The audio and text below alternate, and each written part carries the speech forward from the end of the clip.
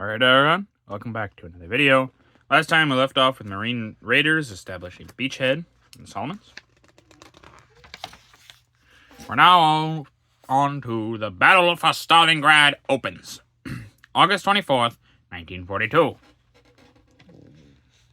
After throwing large infantry and tank forces across the Don on August 22nd to 23rd, the Germans massed in strength for the final assault against Stalingrad. The enemy's terrific blows on land and from air pressed the Soviets back relentlessly towards the Volga.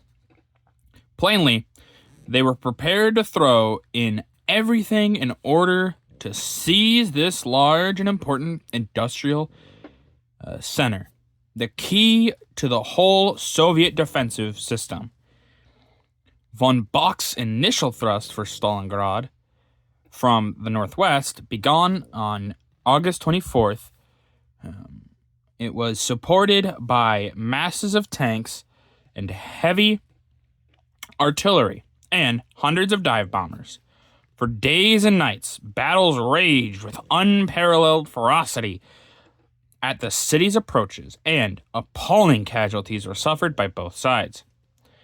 In determined counterattacks on September 2nd to 7th, the Red Army threw the invaders back. Though not before, the outer defensive ring had been penetrated deeply at many points.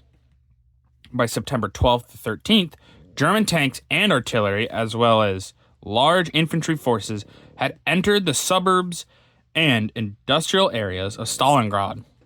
Fierce hand-to-hand fighting raged among houses and factory buildings in the northern part of the city. At times, a floor of a building would be held by one side while the other held the floor below. So stubborn was the Soviet resistance that the enemy, despite greatly superior numbers, advanced only by the yard and at a bitter cost. Attack after attack was repulsed with heavy casualties to the Germans, and by October 12th, all their infantry and tank thrusts had been temporarily halted. Meanwhile, Stalingrad was subjected to the heaviest mass air attack of the war.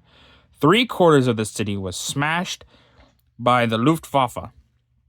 Defenses were breached, buildings razed, civilians murdered in thousands. Smoke and dust enveloped the whole of Stalingrad in a permanent cloud. Yet, the spirit of the defenders was unbroken.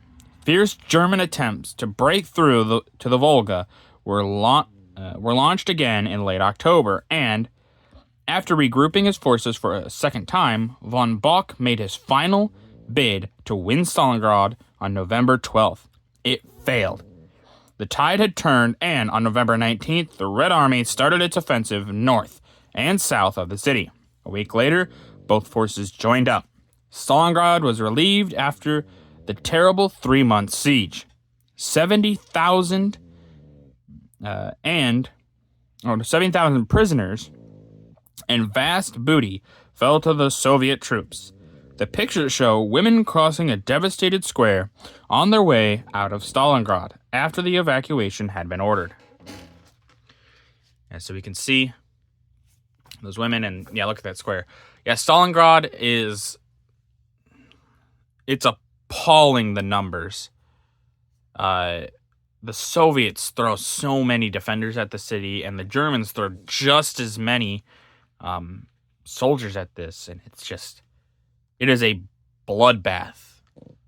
They aren't lying when they say this city it's basically, a lot of it is reduced to rubble. There was fight street to street, house to house, like I said, floor to floor. Like, it's so hard to imagine what that would be like today. It's crazy. It really is.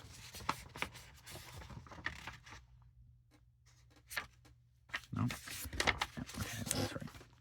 Advancing Germans smash into the suburbs of Stalingrad. September 2nd, 1942. Bitter defense of Stalingrad continues. In their desperate and unavailing attempts to capture the city, the Germans were thwarted time and time again by the demolition tactics employed by the Soviets, who did not hesitate to destroy storehouses, warm factories, and armament works rather than yield their possessions to the enemy. The history of warfare shows no more stubborn defense than that of Stalingrad. The pictures show above German transport approaching the Stalingrad battle area. Top right, enemy artillery advance into the shambles of a suburb. So there we go. You can see them moving up. And then bottom right, German soldiers find a former factory in ruins. Yeah, a lot of the reasons they want to take Stalingrad. One, it is a good defense. It is a linchpin defense point. It's a huge industrial center, so if they can get any of the industry from it, that'd be great. They don't. Obviously, the Soviets destroy most of it, but even still, there's a few reasons why they want to capture the cities. One of them isn't mentioned, but one, it is important to the defense. If the Germans can take this, then they can move on to the Caucasus areas and things like that more effectively. There's not really any other big blockers between them and there. Another reason is, like I said, the industrial parts of it. They really want that. It's super important for them. And then the third reason, and this is more of a personal reason for the Fuhrer, he wanted them to take it because it's named after Stalin. And so if you take his city, or if you take the city named after him, well then that's a huge blow to his pride, and he might make more mistakes. Now, would that actually happen? Probably, actually. Stalin is kind of vain. London firemen battle bomb set blaze. September 1942. Home defense work. Firemen battle a vicious blaze. You can see right there. Which was set during a German air raid on the British capital. The fire service brought the blaze under control after a stubborn battle. The work of these volunteers was of great help to the military during the raids on London. Yeah, the firemen aren't talked about enough. A lot of times we talk about the war, the military objectives and things like that, which all those are important. I'm not saying they're not, but the brave, just things that people did at home should be talked about as well, especially firefighters. They did a lot, and I don't feel like they got enough recognition, truthfully. Making London safe. September 1942. Aftermath of the Blitz. The unsafe walls of a bombed building in central London is pulled down to clear a site for post-war rebuilding. Throughout the city, damage caused by the many German raids was rapidly cleared, and the work of preparing for the post-war era went on despite continuing of German raids. Yeah, a lot of this stuff, obviously, it's now super not safe, so you got to get rid of it, which I'm sure for many people, that was their home or a big place of work. It was important to them of some kind. But it has to go because, if they don't tear it down, it might fall, it might injure someone. It was a big liability. And it was better to get rid of it than try to fix it. And this is going to be the last page for this video. Oh, wait, actually, we got one more page for this video. I was wrong. Germans rounded up women and children in Yugoslavia. September 1st, 1942. Brave Yugoslav patriots defy their invaders. I will show you this. Ever since the German and Italian armies marched into Yugoslavia on April 6, 1941, the brave bands of native guerrillas in the mountains, forests, and elsewhere continued their determined resistance against the hated invaders. In spite of the reported threats of shooting or torture in the German concentration camps, the Patriots never, for a single day, ceased their activities of sabotage and train wrecking, as well as open armed combat. In the later part of the summer of 1942, the whole railway system of Yugoslavia was brought to a complete standstill for about 10 days because of widespread destruction done to tracks and rolling stock by guerrillas. This brought about some considerable delay in the passage of German munitions and supplies, which were being rushed through the Balkans to Rommel's harassed armies on the North African front.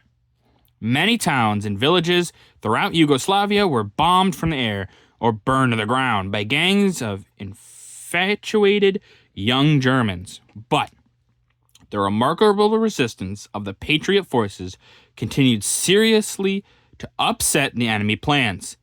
This resistance much increased when guerrillas were properly organized into groups under various brave guerrilla leaders. On September 1st, about 20,000 Germans and Croatians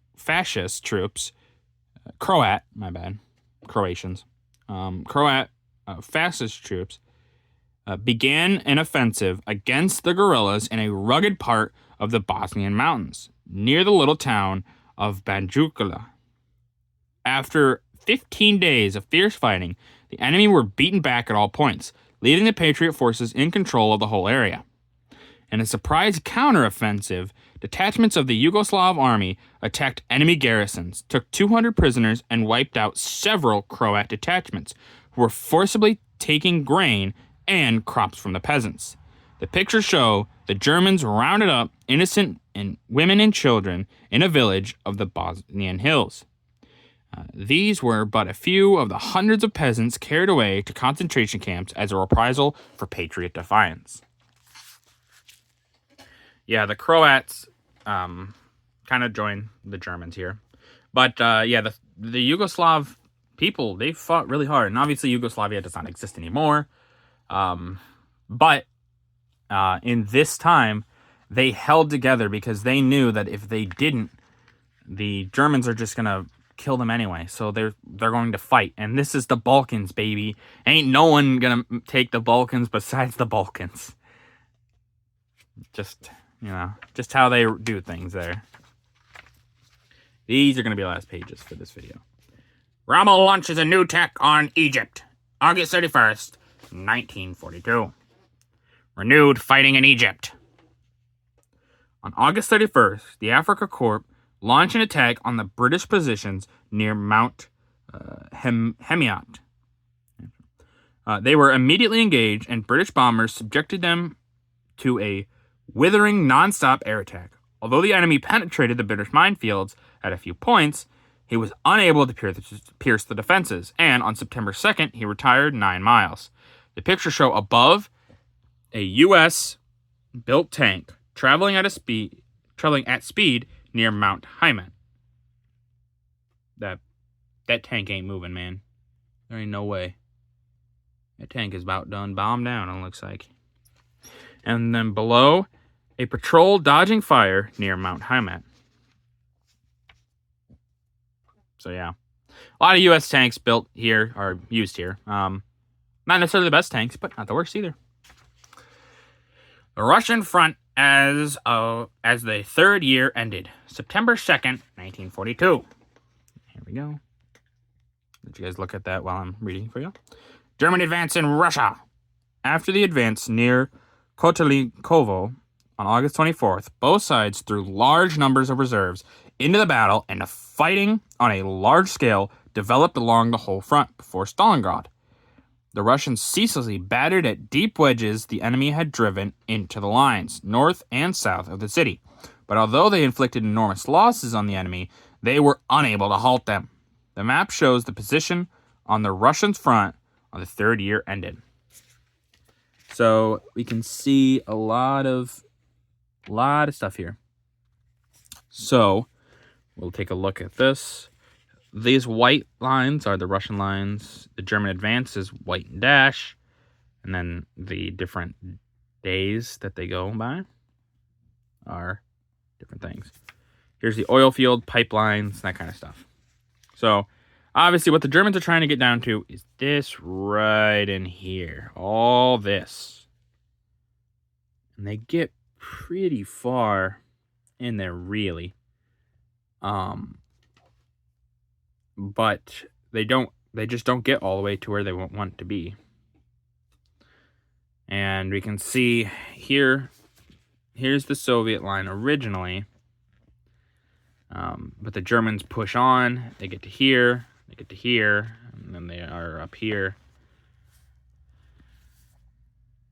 And you can see, and then up here, it's just a more like wide area, so you have an understanding of where everything is. You can see the Ukraine right here. That's where most of this fighting is happening, and they're pushing up to around here. Getting kind of close down to Turkey there, but yeah. But yeah, the Germans push quite far. Right there is Stalingrad. You can see the little, it looks like a little mouth almost, getting ready to swallow the city. But this is going to be one bite that's a little too big for the Germans here. But that's going to do it for this video. If you guys liked the video, leave a like. If you didn't, leave a comment. Tell me what I can improve on. I always appreciate your feedback.